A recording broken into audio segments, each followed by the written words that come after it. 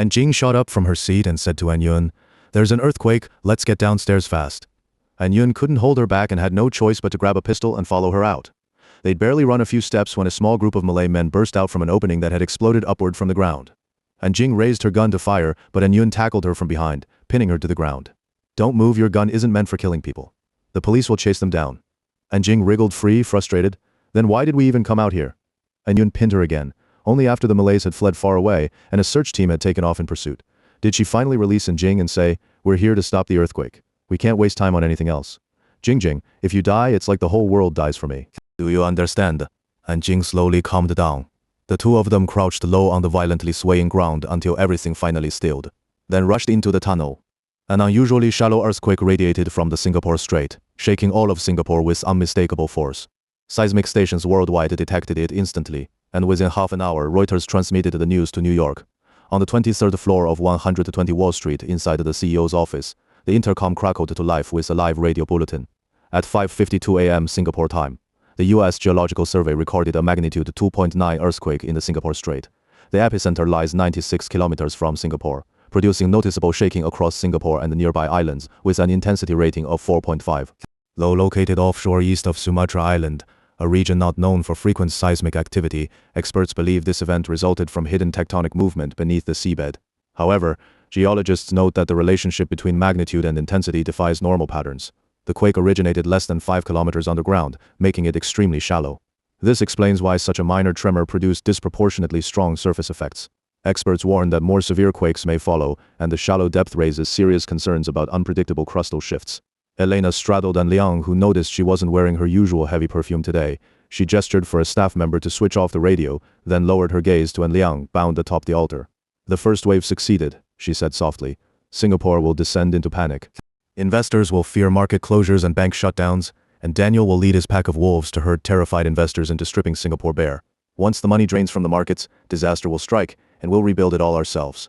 Liang, only together can we create something unprecedented. Our blood will merge into a new genetic code, resonating with the world itself." And Liang couldn't believe Matvey had actually pulled off something this massive. He knew An Yun and An Jing were at the quake site right now. He worried about Li Xiaoshan, his mother, his sisters, and what Elena might do to him next. Never in his life had he felt so many fears pressing down on him at once. He strained hard against his restraints, the leather straps digging red lines into his arms and throat, then slammed the back of his head against the table. "Don't play your ghost and God tricks on me," he growled. "Even if you flatten Singapore with earthquakes, you won't get a single cent." A pillow flew through the air from the side. Elena caught it mid-flight and tucked it gently under An Liang's head. "Do you only see surfaces?" she asked. "Judge women by their clothes? Does wearing a priestess's robe make me a fraud?" Mark Twain once said, "It ain't what we don't know that gets us into trouble. It's what we know for sure that just ain't so. Let me tell you. This is a Kabbalah altar. In Feng Shui terms, it's a Feng Shui formation. If Feng Shui were modern science, this altar would be technology transcending space and time. And this robe? It optimizes your blood circulation, calms your mind, and adjusts your serum and hormone levels precisely as needed, so your blood achieves maximum efficacy." And Liang listened carefully and realized something was off. He arched an eyebrow. "What blood? You mean my blood?" Elena glanced toward the southeast, where the moon had just cleared the horizon. She slid slowly off the table and moved behind An Liang's head, pressing her thumbs lightly against his forehead. "Our blood." The table emitted a mechanical whirring sound. The straps binding, and Liang tightened further. Elena pulled out an alcohol swab from beneath the table, cleaned his arm, then inserted a needle into his vein. And Liang watched as 3 other priests approached, each drawing blood from themselves. Crimson fluid flowed through white tubes into the table beneath him. Elena leaned close. "Just 500 milliliters, that's all. Your constitution is strong. You won't feel any ill effects from losing this much. Curious, aren't you? Ancient priests long ago discovered blood's astonishing power. Through blood they could forge intense sympathetic links with nature, even control it. I didn't believe it myself until my research revealed certain individuals whose genes resonate with cosmic background radiation. Some are born with this ability, others attain it through spiritual discipline. Beneath this table lies a gene cloning device. Normally it would require vast amounts of blood, perhaps even our lives, but now we can clone, then energize those genes with electromagnetic pulses for immediate use." And Liang's curiosity overrode his fear. Knowing no one was coming to rescue him anytime soon, he decided to get answers while he still could. "If you're draining my blood, at least tell me what you're planning to do with it." After finishing with his sample, Elena drew her own blood into the table and replied, "Our combined genes will become a new source point for 31K microwave resonance. The harmonic waves we generate will ripple outward across the globe. If we wish to control everything, we could, but right now we only need a touch of pessimism." At that moment, and Liang suddenly remembered what Yun had once told him. The final chapter of the Dragon Manual, the Dragon Slaying Manual, described a forbidden Feng Shui technique activated by human blood. To sever a dragon vein at its death point required the blood of a trained Feng Shui master, purified through Taoist cultivation and empowered by secret incantations and ritual footwork. Severing the dragon vein meant national collapse and familial ruin, exactly matching Elena's current scheme.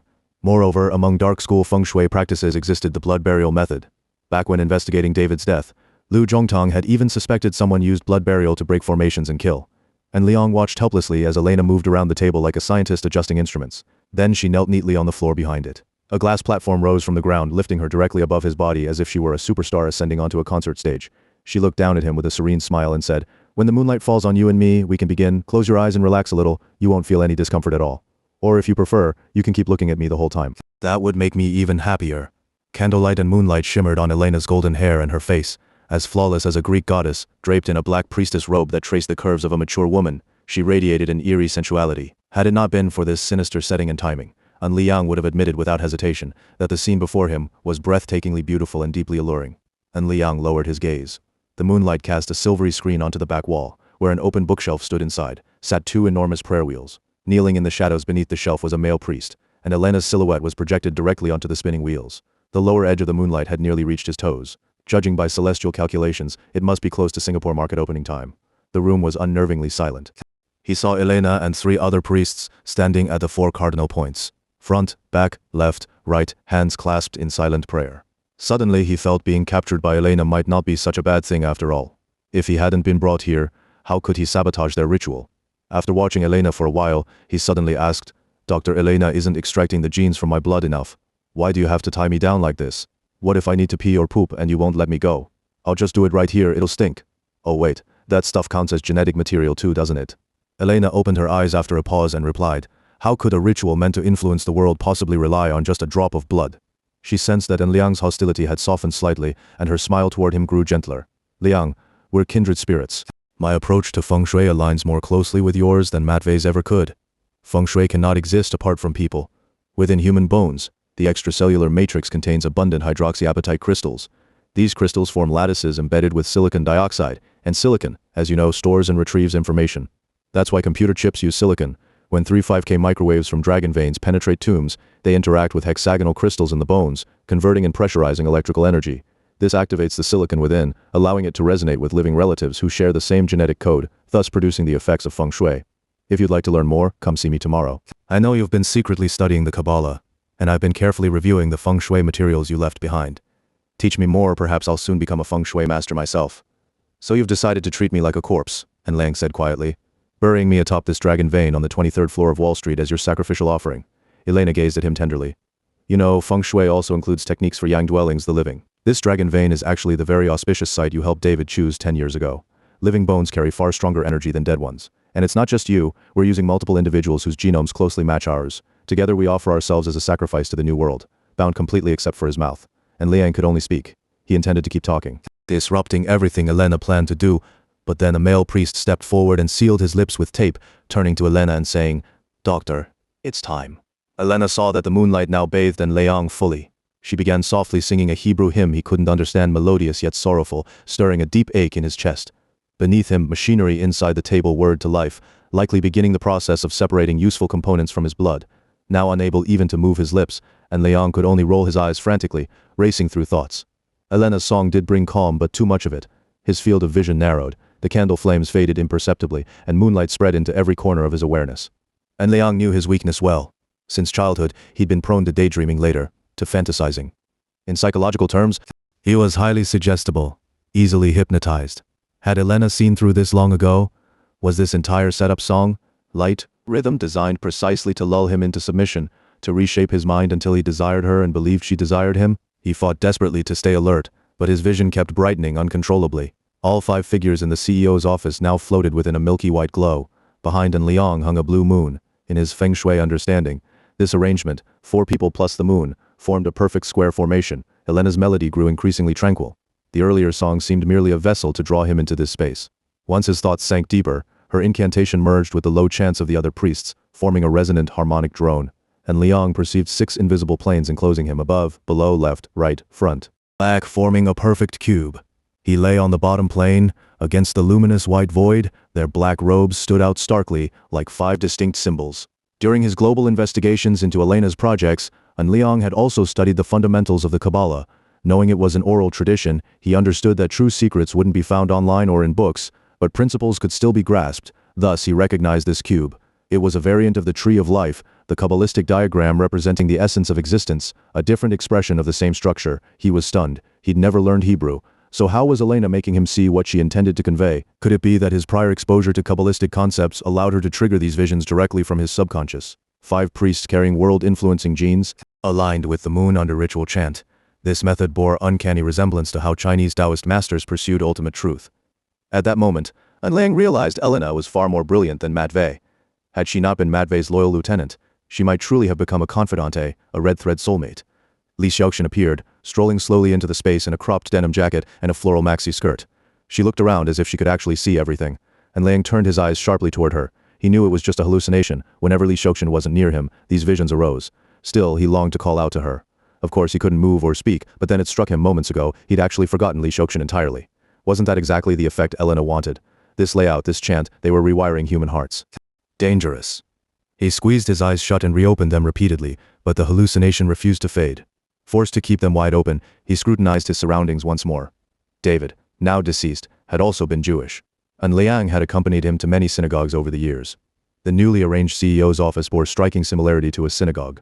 In every synagogue, the Ark of the Covenant was represented by a large wooden cabinet placed at the rear. During prayers, this cabinet would open to reveal sacred Torah scrolls, though Liang had never before noticed how perfectly this layout mirrored the Tree of Life. Red Dust said, according to the Bible, God gave humanity the 10 commandments inscribed on stone tablets.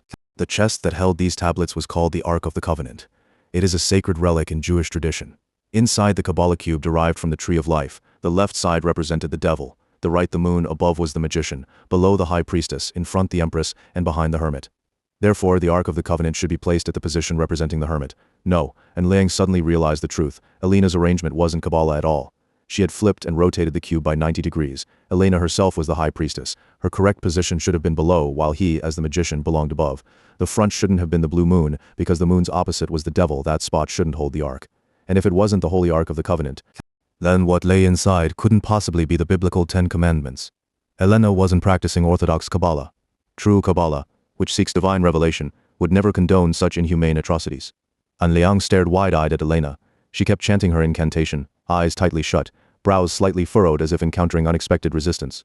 Li Xiaoxin came over and shook his arm, calling his name. And Liang noticed the space around them darkening. Li Xiaoxin clutched her head, saying she had a terrible headache, then collapsed onto him. In the unfinished undersea tunnel beneath the Johor Strait, seawater surged upward, already chest-deep, making any advance perilous and uncertain.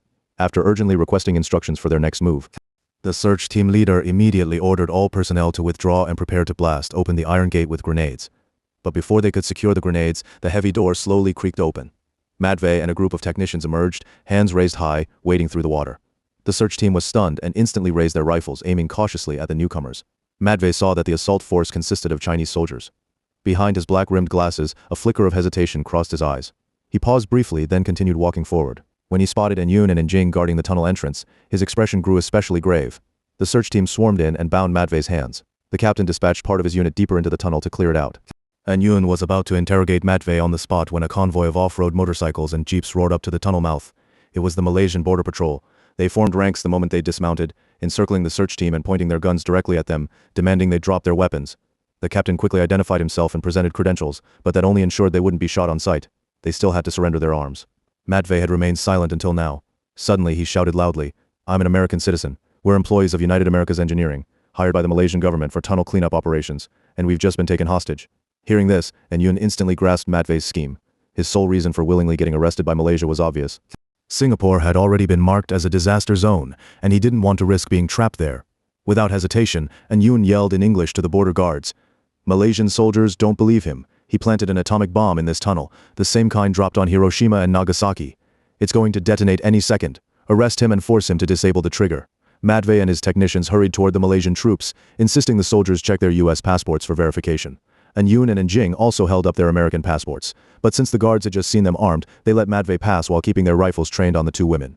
The officer, alarmed by the mention of an atomic bomb, grew visibly nervous. Unsure who to trust, he decided that if there truly was a nuke, he'd rather flee first. He ordered his men to inspect everyone's documents and detain all parties on site while he immediately reported the situation to higher command. And Yoon and the search team stood helplessly watching events unfold. Zhang Jiwen had been monitoring everything through comms and was frantically negotiating with Malaysian authorities. And Yoon didn't know what countdown Matvey had set, but she caught him glancing her way from afar, his eyes brimming with smug arrogance and contempt. That look confirmed her worst fears. A deep roar echoed across the water. Everyone turned to see two U.S. Navy hovercraft skimming over the waves toward them. After the initial quake, American forces stationed in Singapore had gone on high alert against potential secondary disasters. Detecting explosions near the Johor Strait, they'd rushed to investigate. The hovercraft churned up a storm as it approached shore and didn't stop even after landing. A powerful blast of air slammed into everyone nearby. As soon as the vessel neared, its mounted heavy machine guns fired warning shots into the sky, asserting dominance over the chaotic scene. This time, Anyun acted faster than Matvey. Grabbing Jing's hand and waving her U.S. passport high, she screamed, "Americans. We're American citizens. I'm a nun from the Holy Spirit Convent in Maryland." And Jing quickly added, knowing her religious identity would earn goodwill from U.S. troops, they sprinted desperately toward the hovercraft. Sure enough, the ramp lowered, glancing back. Anyun saw Matvey making no move to join them, his plan now laid bare. She pointed at him and shouted to the American soldiers, "Those people are Americans too. They've been illegally detained by Malaysian forces. Rescue them immediately." Machine guns swung toward the Malaysian border patrol. A squad of U.S. Marines stormed down the ramp and forcibly dragged the reluctant Matvey aboard. The hovercraft swiftly retreated to open water. Anyun whispered something urgent into Jing's ear. In response, Jing yanked the still-bound Matvey forward and punched him square in the face, knocking his glasses straight into the sea. Soldiers rushed to separate them, but when Jing brandished her crucifix, they hesitated to lay hands on her. Clutching Matvey tightly, she explained everything to the ship's officer. Like the Malaysian commander before him, the American officer was utterly bewildered, unable to discern truth from deception. He told Jing they'd all be taken to the garrison headquarters for questioning and absolutely no fighting would be tolerated on board. Matvey stayed silent throughout.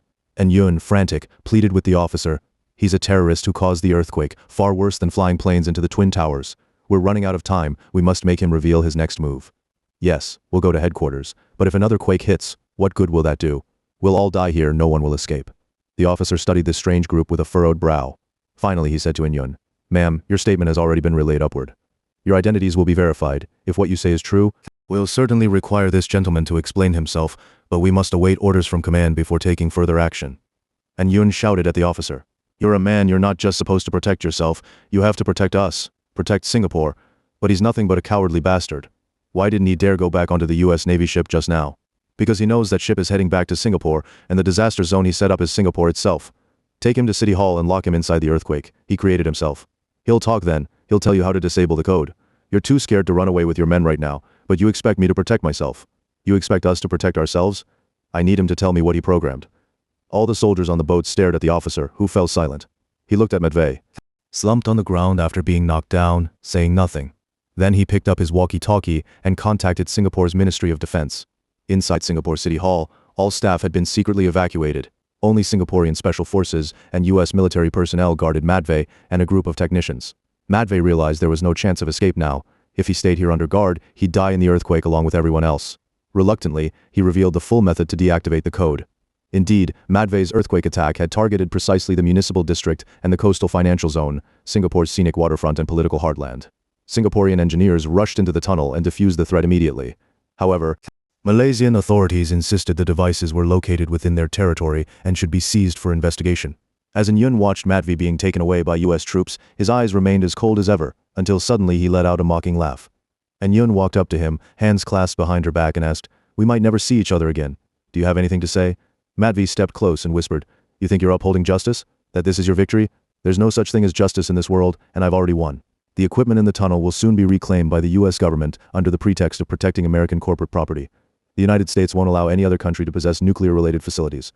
When I return home, no one will put me on trial. The U.S. military knows full well that a weapon capable of creating earthquakes won't be handed over. They'll keep me. In fact, I'll become a weapons development expert for the Department of Defense. Particle resonance technology will become America's most powerful weapon, and I'll be hailed as a hero who safeguards world peace." And Yun's smile froze. She knew everything Matvey said could very well come true, but that was politics. And Jing, who had stood beside her the whole time, suddenly darted forward, driving a short, sharp elbow strike straight into Matvey's stomach. He collapsed to his knees, bent over in pain, forehead pressed to the ground, but still managed a twisted grin as he chuckled. "My next research project? Military-grade Feng Shui techniques? In 5 years I'll be the most powerful Feng Shui master in the world? Ha ha ha. Ha ha ha. Furious." And Jing cursed loudly and lunged again, but soldiers quickly intervened, shouting warnings. And Yun pulled her sister behind her and said firmly, "We can't settle this here. But neither Malaysia nor Singapore will let Matvey go unpunished. He'll get what he deserves. We too must advance our Feng Shui knowledge. Jing, if we cling blindly to old methods today, we'll be surpassed tomorrow. If better techniques emerge that can replace Feng Shui, we must learn them. It doesn't matter whether we use Feng Shui or not, but without sufficient power, we can't protect the people and principles we hold dear."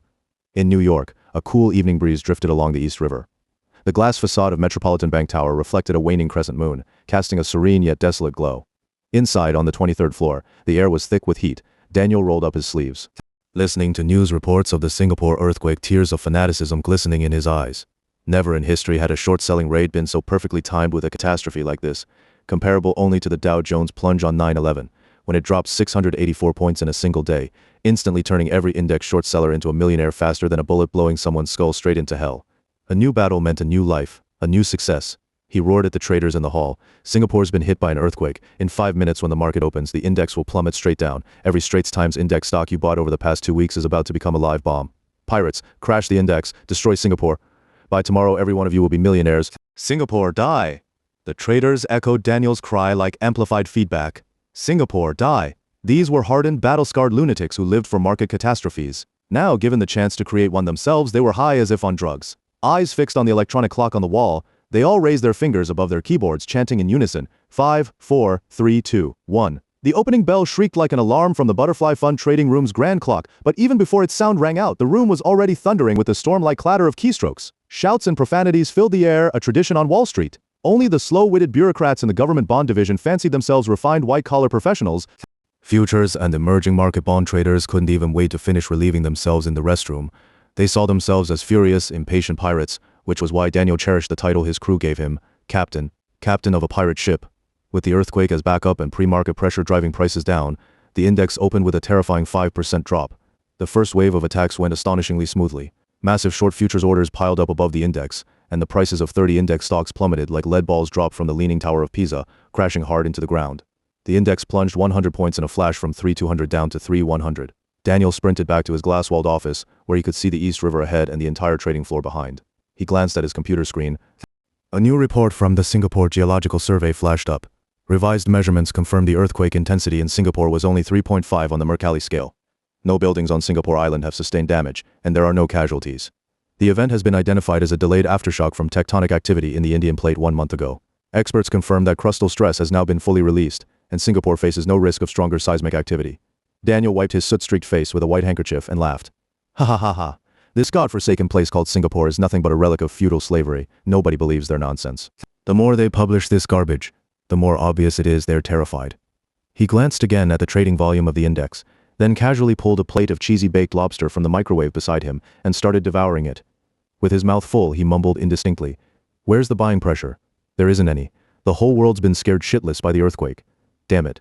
Then he picked up the phone and called other funds, issuing trial short-selling orders for Nikkei Index Futures and Taiwan Stock Exchange Index Futures. The Singapore Exchange wasn't just Southeast Asia's largest exchange, it had also, thanks to the country's aggressive financial policies, created a series of highly aggressive derivative products despite opposition from other Asian nations. Here, traders could even trade index futures tied to Japan, Taiwan, India, Indonesia, and China's A-shares. After understanding his boss Brown's intentions, Daniel crafted an attack plan that targeted this very loophole. If he could push down Singapore's East Asian Index suite, it would trigger a region-wide stock market collapse across East Asia. 10 separate funds, spread across different accounts and regions, would profit without drawing international attention. Technically speaking, this move was even more covert than Soros's assault on the British pound. China's A-share market lacked a short-selling mechanism, and under the global shadow of the subprime crisis, forcing a plummeting A-share market upward for profit would blatantly violate the core trading principle of going with the trend. So Daniel focused instead on markets that allowed shorting and still had room to fall: Japan and Taiwan. Half an hour after the market opened, the first wave of serious short-selling pressure hit Singapore. Sell orders from around the world piled up layer by layer above several key indices. Japan and Taiwan began to wobble. Investors noticed there was absolutely no buying support anywhere in Southeast Asia. Faced with what looked like the onset of another Asian financial crisis, they rushed to cut their losses even faster than before. The Straits Times index plunged another 200-plus points. Daniel slammed his knife and fork onto the table, grabbed a microphone and burst out of the trading floor, spraying cheese as he shouted, "Pirates, first wave of short attacks completed successfully, no resistance ahead, we've got a 10-minute cooldown period now." Team leaders, keep shorting. Everyone else take 3 minutes rest. Then dump 20% of your stocks and establish 20% for 20 short positions in index futures within 7 minutes. Aye aye, Captain. The response came back crisp and cheerful, giving Daniel a deep thrill, the pleasure of a black man commanding a crew of white traders. He adored butterfly funds so much that he silently vowed right then to turn this obscure little fund into a mighty vessel and sail himself straight to the peak of wealth, never to return to earth again. And indeed Daniel had the talent to back it up. Since taking over Butterfly Fund, he'd thoroughly studied the Straits Times Index. Like the US Singapore championed. Free market economics and its government wouldn't intervene, that was the first thing that gave Daniel confidence. Second, the Singapore exchange had a cooling off period rule for index futures. If an index moved plus 15 in a day, trading during the first 10 minutes would be restricted to a narrow band. Only after those 10 minutes would prices be allowed to fluctuate freely again.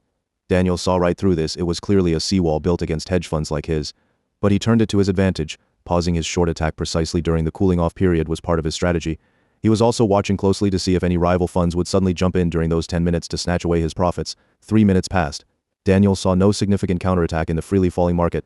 7 minutes later, his traders had already placed all planned short orders just above the cooling off floor of 2,900 points. When trading reopened after the cooldown, all 3 major indices dropped simultaneously, forming a long, sharp needle on the chart that seemed to pierce straight through the screen. Daniel waved his arms like a chimpanzee and roared. Close 10 of our positions. Get that damn bird in hand first. He needed to lock in some short side profit during the morning session, not only to replenish capital, but also to create the illusion that the index was naturally declining according to Elliott wave theory, thereby masking the fund's manipulation. But his voice suddenly cut off as a chorus of curses erupted from the trading floor. Can't close the position. Damn it, the index is stuck right at our cost basis. Who the hell is buying in? Fuck their ass. Daniel yanked the entire monitor off the desk and cursed at it as if it were a rip-off menu. The index had suddenly bounced back 100 points. Trapping butterfly funds 20% right at the 2,900 cost level. And due to leverage, every single point the index rose would cost butterfly fund the equivalent of 3 floors of a Wall Street office building. If it climbed 100 points, they'd have to sell an entire block of Wall Street. Daniel's thick lips trembled slightly. Holding the monitor in one hand and grabbing the mic with the other, he kicked the door open and bellowed outward. Halt all closing orders, increase short positions by another 10%. He spun around, tossed the monitor aside, yanked out the keyboard, and began tracing the source of the mysterious buying pressure. Just then, a Reuters live alert popped up on another screen. Some British hedge funds have begun investing in the Singapore market. According to insiders, managers at multiple large European funds believe the panic-driven sell-off caused by the earthquake represents irrational market behavior and consider this the perfect time to invest. Of course, old Wall Street foxes like Daniel weren't fooled by such news. He knew the Singapore government had stepped in. In recent years, many countries had established sovereign wealth funds, state-backed investment vehicles that by nature of using national capital tended to operate conservatively. But Daniel also knew that Singapore's sovereign wealth fund often used British hedge funds as shells for riskier maneuvers. Though Singapore officially claimed non-intervention, channeling money through London to prop up its own market was entirely plausible. Over his years as a trader, Daniel had developed the habit of maintaining a blue book, a contingency playbook detailing worst-case scenarios and responses. The sudden appearance of British hedge funds was something he'd anticipated. He immediately issued new orders to ramp up short positions further, determined to drag the British money into his trap as well. The Straits Times Index hovered with minor fluctuations around 2,900, but trading volume surged dramatically, a fierce tug-of-war between bulls and bears. Watching the volume climb relentlessly, Daniel knew his own capital was burning away by the tens of millions of dollars. Damn those Brits, damn this colony. He checked the clock, it was nearly 11. Soon it would be lunchtime for the traders. Normally the market would calm down for an hour, while everyone ate, making this a battle of endurance. He'd originally ordered McDonald's for the team as a late-night snack, but now there was no time for burgers. His voice boomed over the loudspeaker. One of you better not touch the damn takeout when it arrives. You're going to build a 20 short position right while those Singaporean bastards are eating their lunch, so they go bankrupt the moment they finish. Shit. Who the hell's been shitting everywhere? Shove it back up your ass right now. Daniel wasn't joking. He genuinely smelled something foul. After yelling, he turned and walked back into his glass-walled office, shut the door, and grabbed his keyboard to hack into the computer center of the Singapore exchange, trying to trace the exact source of his opponent's funds. The traders exchanged uneasy glances and immediately dialed the cleaning company. Liu Zhongtong, wearing white coveralls and a face mask, entered with a few cleaners in tow. He scanned the bustling trading floor. Crowded, noisy, chaotic, and his eyes landed on Daniel, the only black man in the room, sitting prominently like a chocolate mountain inside the glass manager's booth. Behind his mask, Liu Zhongtong grinned widely. "Sir," he said, "I'm the head of the cleaning crew. How may I assist you?" On the 23rd floor of 120 Wall Street, the lighting was dim. Inside the CEO's office, it was even more sinister and silent. Candlelight flickered rhythmically, as if stirred by gusts of wind. The flames reflected twice as bright in the wall mirrors, casting an eerie, otherworldly glow over the room, now transformed into an altar. 4 black-robed priests knelt at the 4 cardinal points of the altar. Only Liang lay spread-eagled in the center, bound to a table like a sacrificial offering. To him, the room reeked of blood and terror. He wanted to scream, but his mouth was gagged. He couldn't understand why Li Xiaoxin, kneeling beside him, was clutching her head in agony, yet never once tried to untie him. The ritual had begun the moment moonlight touched both Liang and Elena. This altar wasn't merely a revival of some primitive ancient sorcery. It was Elena's newly developed dark Kabbalah technique, refined through years of experimentation and proven effective. A secretive Jewish mystic sect calling themselves the Zimu believed that God created both light and darkness. They deliberately positioned themselves at the roots of the tree of life, hiding in the world's deepest abyss. Zemu priests held that only by bearing all humanity's darkness and sin could the world glimpse true goodness, and only by walking the path of evil could one truly understand the devil and ultimately defeat him. Yet since the first priest descended into darkness, none had ever returned. When interpreting the Kabbalah from its shadowed inverse, they grasped a profound truth. God created good and evil so humans could choose. Since evil was divinely ordained, it must be embraced by those chosen to carry it, those who receive divine revelation. Without such balance, the world would collapse. In this inverted tree of life, the dark Kabbalah altar, Elena knelt high atop the roots of the tree, gazing down into a blood-soaked hellscape where Li Xiaoqian knelt and Liang lay helpless. Li Xiaoqian pulled Liang up from the ground, and they began running, though it felt like running in place, across an endless plain. In every direction, distant vistas emerged, a crimson moon rising in the east, a black-robed priest carrying the Ark of the Covenant, leading a flock of sheep through blizzards in the west. To the left, a queen crowned with thorns clutched a scepter, blood streaming down her face as she wrenched her feet free from writhing strands of DNA that moved like living worms. To the right, a robed Jewish rabbi clutched a glowing crystal orb, weeping as he wandered lost in a labyrinth, unable to find the exit despite the orb's brilliant clarity. Elena knew this wasn't illusion, it was an unprecedented collision of subconscious minds. She was no stranger to such phenomena. Just moments ago, the 4 priests had maintained calm control over the world's emotional frequency. From experience, she knew this psychic storm would plunge anyone predisposed to despair into utter hopelessness, spiking suicide rates and triggering riots. And sure enough, financial markets from Singapore to the globe were already plunging beyond recovery. The power radiating from this dark Kabbalah altar had influenced the global economy before. Just as solar flares affect human behavior, stock markets always crashed on days of intense sunspot activity. She also knew things were spiraling because of her own mistake, but curiosity and jealousy kept her from intervening. She watched as Liang took Li Xiaoxin's hand, racing across wastelands, through deserts, out of jungles, then leaping onto his green off-road motorcycle. Li Xiaoxin clung tightly to his back, her cheek pressed against him, smiling blissfully as they sped through Manhattan's canyon-like streets. A translucent aura of light enveloped them. Elena wasn't sure what it was. Perhaps this was the very light God had created. The visions shifted rapidly, yet she hungered to see more. For decades, the Zemu sect had poured vast resources into biological research, achieving breakthroughs far beyond mainstream science. Rather than drifting from God, their deeper understanding of the human body and life itself only deepened their awe at his divine precision. They discovered that individuals with specific genetic markers inevitably shaped world history in unique ways. These were, in their eyes, God's truly chosen people. The Zemu priests willingly accepted their fate, to turn the world into hell, for only in hell could God reveal the strongest, purest souls. Elena followed them from above, her decades of disciplined training giving her full command over her subconscious. Below, she saw Liang shielding Li Xiaoxin in a war-torn city under heavy gunfire. She saw Li Xiaoxin's fear and her longing. But when Liang wrapped his arms around her, and she looked up at him with fearless, intimate devotion, Elena's heart twisted in pain. Then suddenly, Daniel appeared from the side, grabbing Li Xiaoxin's hand alongside Liang and pulling her out of the combat zone. Elena's nerves jolted. Why is Daniel helping Li Xiaoxin? Her intuition screamed. Another, greater mistake was unfolding. Then, in an instant, the altar dissolved back into the old David Group headquarters, exactly as it had been 6 months ago. Liang walked in, holding Li Xiaoxin's hand. Their shared glance carried unmistakable tenderness and the spark of love at first sight. Is this where it began? Elena frowned, halting her chanting. She realized she was asking Liang directly. No, this isn't what I should be thinking. She's reliving her life backward. Maybe it'll end soon.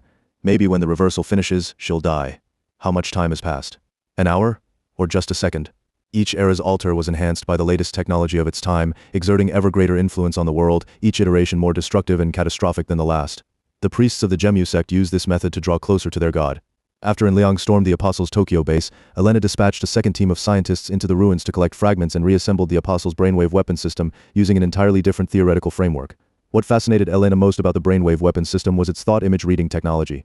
Under her modifications, the originally computer-rendered mental imagery transformed into immersive holographic three-dimensional projections, a breakthrough that elevated altar rituals to an almost supernatural level. Through what appeared to be mirrored surfaces within the altar, actually holographic digital projectors, the ritual space could directly manifest as a subconscious realm, granting Elena unprecedented clarity and control during ceremonies. The moment Elena saw Li Xiaoxin step into the altar, she instantly understood where things had gone wrong. This altar incorporated the apostles' brainwave technology. Though the apostles' angels had neural-controlled terminal chips implanted in their brains, and although the Frankfurt global host had been destroyed, constructing this altar effectively rebuilt that central node. When ordinary people were overwhelmed by despair, the chip inside an angel's brain would automatically synchronize with the altar's frequency.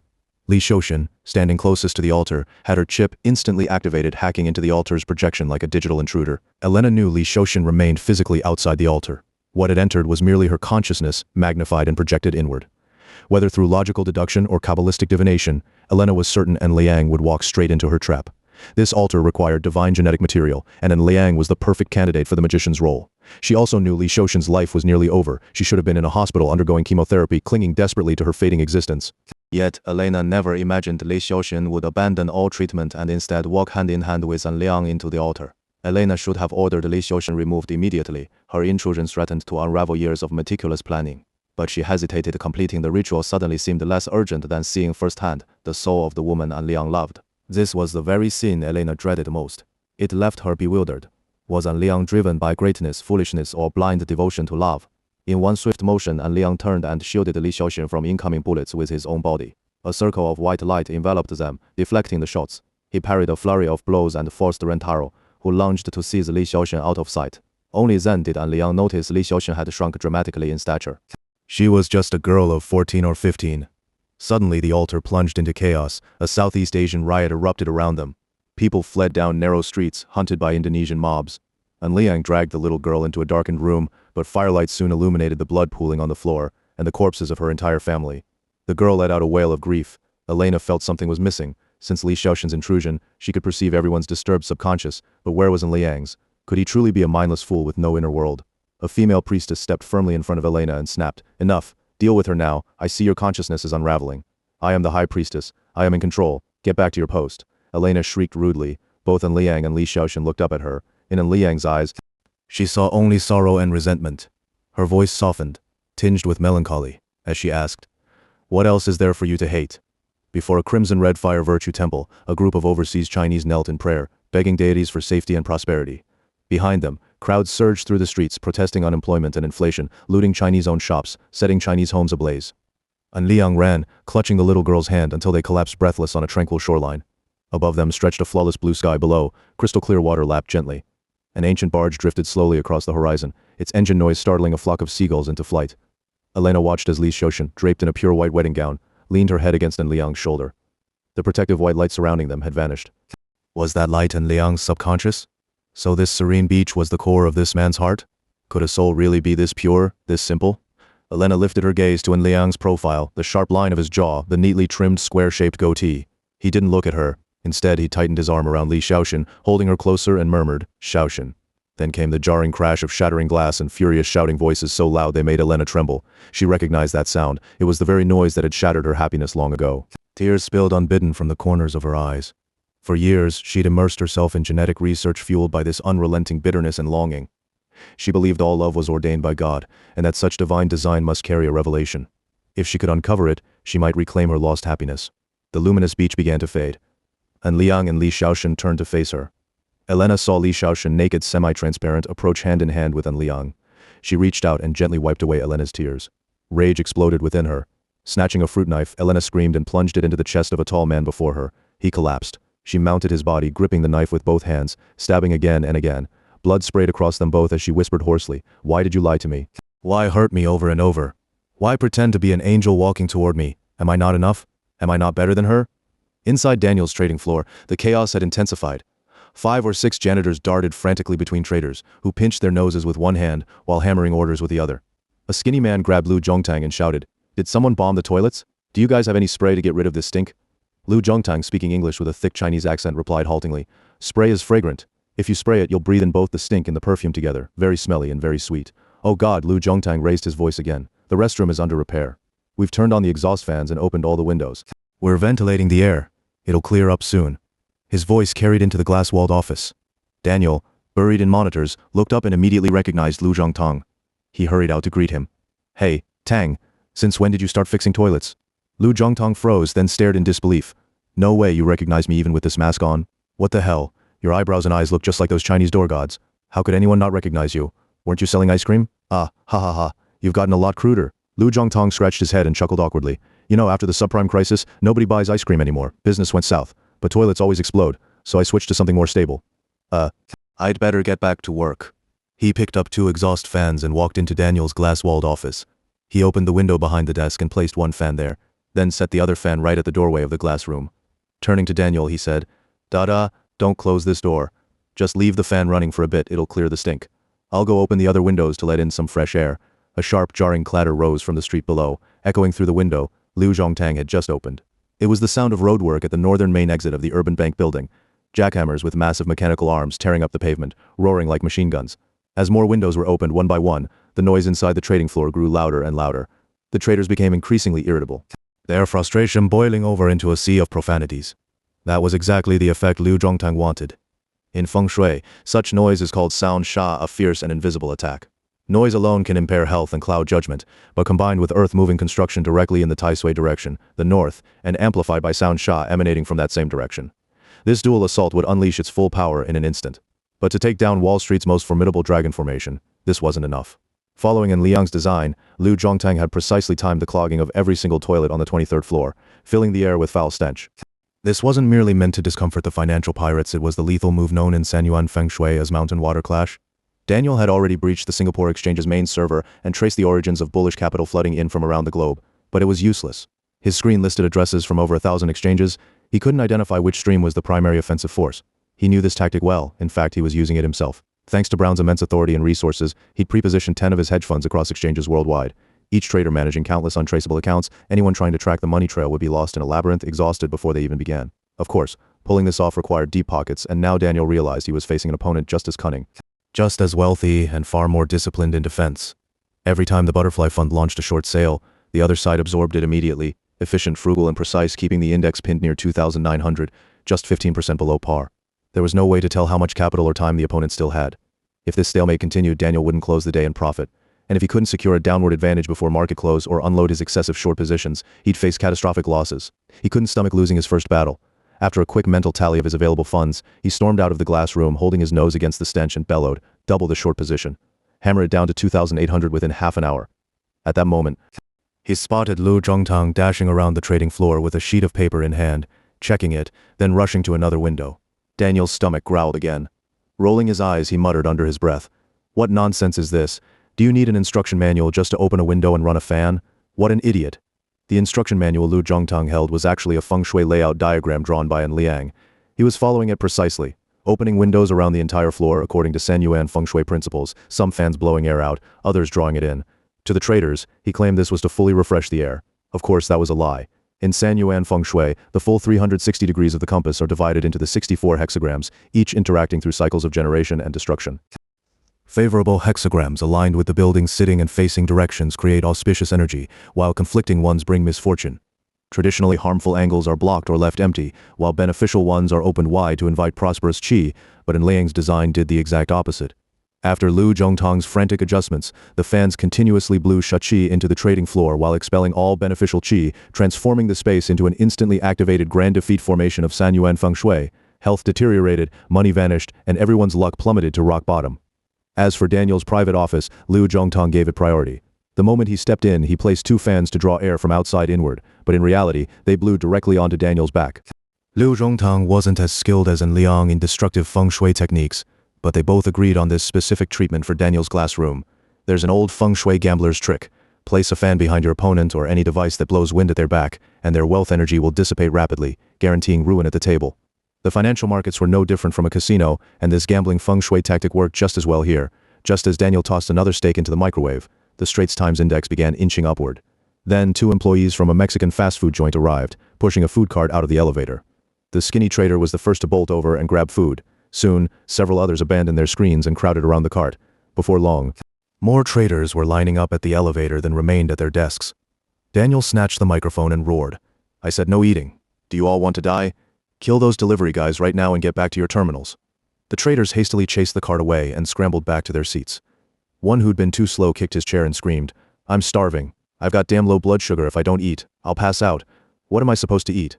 Does anyone have a scrap of meat stuck between their teeth they can scrape out for me? That black guy in there is eating cheese-baked lobster. I saw it with my own eyes, and I can't even get a taco. Fuck. Fuck. Daniel stormed out, yanked half a taco from a trader's mouth, and hurled it to the floor. Damn, it wasn't this supposed to be a hamburger? When did it turn into a taco? Shut your damn mouth. If we lose today, you're all going to Mexico to plant corn. Red dust note. A taco is a traditional Mexican dish, a tortilla wrapped around meat and sauce, functionally similar to a hamburger. The unlucky guy with something yanked out of his mouth pitifully said, I suddenly feel really dizzy. Maybe I have low blood sugar too, I can't go on without eating.